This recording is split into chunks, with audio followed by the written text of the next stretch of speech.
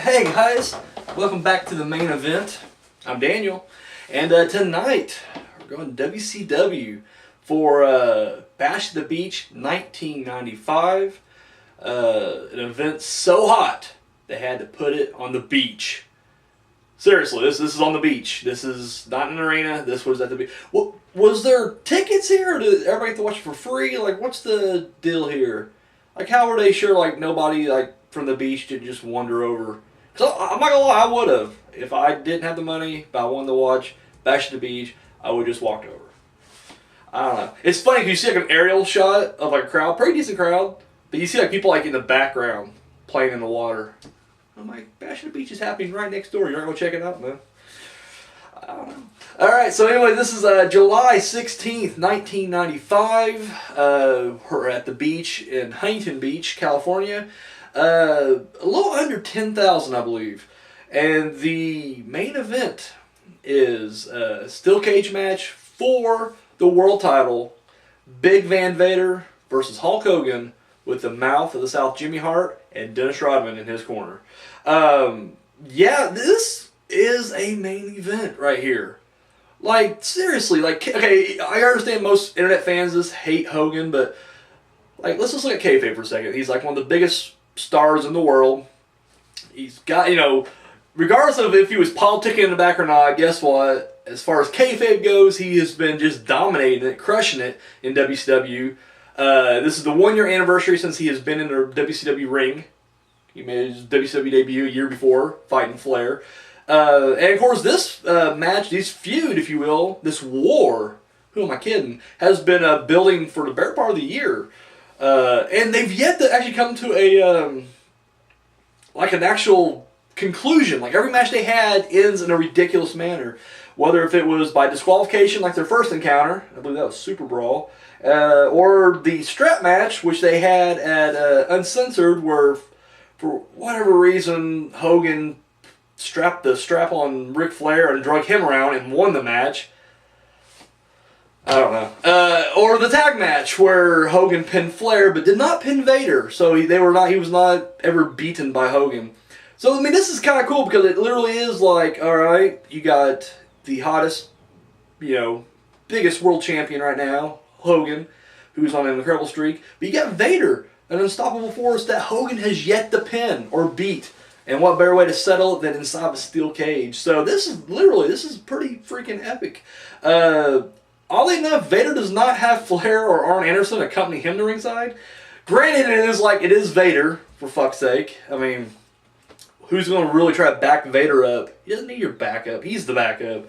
So, I mean, I can kind of see that. But it's just funny because in Hogan's corner, we got Jimmy Hart, which I'm not going to lie. You know, I've been doing this show for a while now. You know, I've yet to watch a whole lot of WCW from this era. It's just weird seeing Jimmy Hart as a face manager. Like, I don't like it at all. Like, I just not a fan. Not a fan of it. So, anyways, he's out there jumping around, cheerleading. And then you got Dennis Rodman, the bad boy of the NBA, player for the Bulls. And it's funny, because I've never seen this match. It's the first time I watched this match. But I've seen Rodman's other matches in WCW.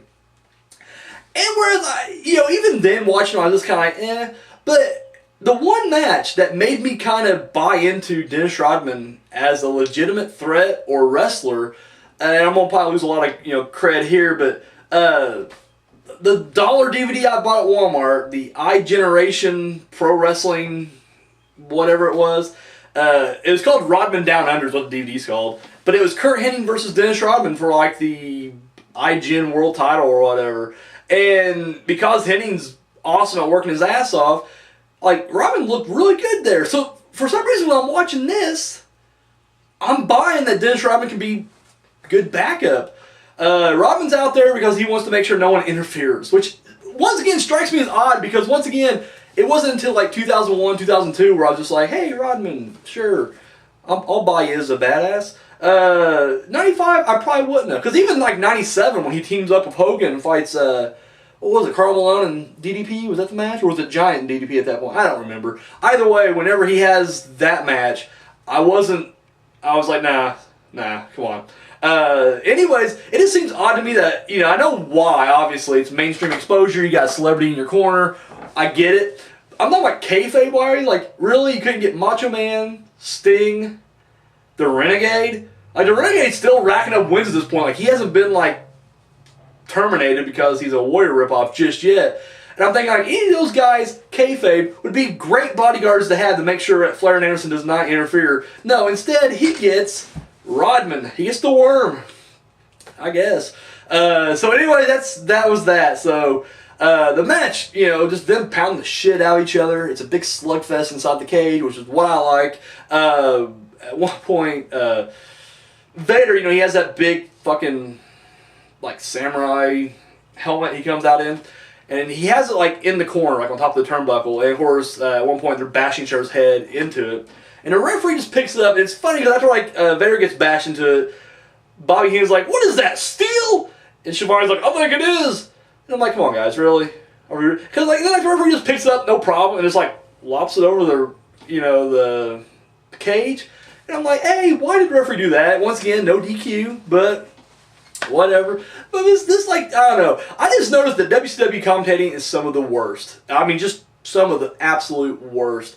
They try. I won't say they're not trying. I mean, you can tell there's an effort there to make this shit believable, but goddamn, like, I don't know. I don't know if Heenan was just throwing in a towel at this point. Like, I don't care anymore, but I don't know. Shivani's just, I can't handle that guy too much. I'm not gonna lie. Now this cage match is they introduced for the first time, I believe, in WCW history, we had the escape method of winning this match as well. So you can win by pinfall, submission, or escape. Which I thought was kind of interesting because I'm thinking to myself, like, that's a WWF thing. Of course, you got Hogan headline. I'm sure he's just like, last cage match I was in was kind of a mess. I just want to run out of this thing, so we're going to make it escape on this one. So, yeah, that's, you know, this one. So, toward the end of the match, we get some interference. Not from Flair or Anderson like I figured. No, it's Kevin Sullivan and Zodiac. And for those of you who don't know who Zodiac is, we're talking about the Butcher, a.k.a. Brother Brutai, a.k.a. Bruce Bar Beefcake, a.k.a. Bruce Beefcake. I don't get the Zodiac. I don't know. I didn't watch the transformation over. Like, to me, Butcher worked. Like, Brother Brutai worked because it was still like Bruce Beefcake, but clearly they couldn't use the barber gimmick. So, but he was still like, you know, he's Hogan's buddy. Even though the Butcher is a ridiculous name, I like the look of him. It's like Beefcake gone heel, just solid black badass, you know, and everybody hates Beefcake, but you can't deny it. Dude's not jacked, he's big. Not definitely cut up, but still beefy, I guess you can say. Like, I buy him as a serious threat, as, you know, unfortunately no one else does. Zodiac, what the fuck is that? They like paint him up like a zebra, and his hair's in little mini dreadlocks, and he just yells nonsense. I couldn't understand a damn thing he was saying. I know he had like a couple of phrases he said. I don't remember what the fuck it was. Either way, yeah, and I don't know if the Dungeon of Doom's already formed at this point, or if they are in their genesis, but either way, Sullivan and Zodiac run out there, they make it up to the ring steps, they're trying to fuck with the little chain on the door, and then Rodman comes up and socks them both, hits them both, they both back up, and then he takes a chair and just hits the cage, and they leave. They leave and don't even try to circle around. I mean, they're outside on the beach, for fuck's sake. They can literally just cut around the entire thing. One guy can come out this way, the other guy can come out. No, they just leave. They're like, what we're going to do? It's the Worm, and he's got a chair. Nope, just hit the showers. Like, no, don't worry about circling around. We don't need to do that shit. Beefcake, just get in the shower, wipe that shit off your face. We're done for tonight. I'm just looking at it from a kayfabe perspective. Like, Sullivan's supposed to be a mastermind. Alright, he's the games master, he's the task master, he's, you know, the founder of the Faces of Fear and the Dungeon of Doom. Has it in for Hogan. He's done a lot of nefarious things throughout his entire WCW NWA career. He was even a wizard, for fuck's sake, managing Oz. I figured he'd have a scheme, and he has none. Like, literally, an NBA player with a chair thwarted everything that he planned for, and then that was it. Sure, whatever. And what's funny is, like, you know, from a kayfabe standpoint, too, like, I mean, even from a real standpoint, yeah, you don't want to be bested by a celebrity, right? Like, even when, like, everybody's on good terms with each other, behind the scenes, out there, it's always like, listen, you can't come in here from Hollywood thinking you can compete with us, or you can't just come in here off the basketball court thinking you can compete with us. You can't just come in here off the gridiron thinking you can compete with us. Yeah. None of that here. Like, literally, it's just like, oh shit, the basketball player with a chair. Nope, we're done. So anyway, that's it. They never try to re-enter again, and Rodman goes back and sitting down, and then during all this, I think Hogan does like his body slam and a leg drop, but people were focused on that, so he redoes it all again. So he just picks him back up, big boot, leg drop, body slam. I don't know. He hits him everything again. Decides to go for a pin. Then he's like, nah, I don't need to pin, and he goes and climbs over the top. It's funny because Vader did this earlier. Vader hits him with like 2 Vader bombs. I think just pin him. Like, there it is, world title in your hands. And he's like, nope, I'm going to slowly walk over to the other side of the ring and climb the cage. Like, not just climb out right there where he's close to. He's like, I'm going to stroll across and give Hogan enough time to attack me. Hogan goes up and over, retains his title. And him, Rodman, and Hart get out of there pretty quickly. I thought it was kind of odd. They weren't going to celebrate for 30 minutes. But so then the pay-per-view ends. The most unconvincing. Just watch it. Watch the Bash at the Beach 96. 95. Get to the end when the match is over and watch it. Because it's so ridiculous because they're trying to play it off like, I guess we're off the air. But he's still talking to the fans. Like, to me, it doesn't ever feel like this is going to be spontaneous. This is happening off air. No. It's like, it just feels so awkward and forced. But anyways, Flair and Arn Anderson come out to berate Vader. That's what you do. You just get in Vader's face and tell him you're wrong. And of course, he ends up breaking bad on him, and Flair actually runs away over the cage. He climbs over the cage, gets away from him, thus completing Vader's face turn. And then, of course, he chases out Flair and Anderson. The end of the match. I like this match. I'll be honest with you. It was entertaining. Hogan, Vader, both at top of their game here. I mean, not top of their game, but as far as like 95 WCW, top of their game. It's not bad. I would say this match is actually more entertaining than the King Kong Bundy Hogan match from WrestleMania 2, even though I prefer that cage more. I think this has a better story going into it, and overall just more fun to watch. I still think Vader pulls his punches when it comes to Hogan. Like, I'm sure Hogan's just like, listen, her brother, you ain't going to be hitting me like that. I'll have your ass fired. You know he would, so I don't know. I just feel like every time Vader's in there with him, he's just kind of lighting it up.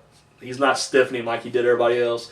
But no, other than that, I really like this. I mean, it was fun to see Dennis Rodman scare off Beefcake and Sullivan. That still kind of baffles me, but whatever. Like, why didn't the 4 of them rush down there? Like, literally, you could have took the worm down. It just makes, like, I'm just looking at this from an actual Mark/kayfabe perspective. Like, all 4 of them could have stormed the ring. Could have Anderson and Flair and Sullivan and Zodiac. Could have beat the shit out of Hart. I mean, eventually the Renegade and Sting and Savage would have ran out there and made the save, and it would have been okay. But still, yeah, it's like, at least give it a chance. No, they're like, I think we got it. And I think to myself, like, no matter how big or strong someone is, like, you never underestimate Hulkamania. Like, ever. Like, fucking ever. And they're just like, he ain't gonna hog up this time. Impossible. But anyway, I liked it. I enjoyed it. Like I said, I'm poking fun at it right now, but in all honesty, this was an actual enjoyable match, fun to watch.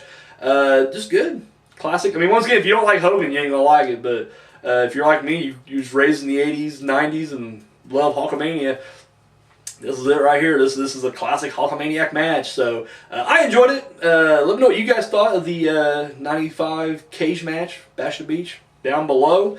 And guys, tune in tomorrow night. I'll be going back to WWF for In Your House 2. Dropping the deuce on you. So that's all I got, guys. Thank you for watching. Till next time.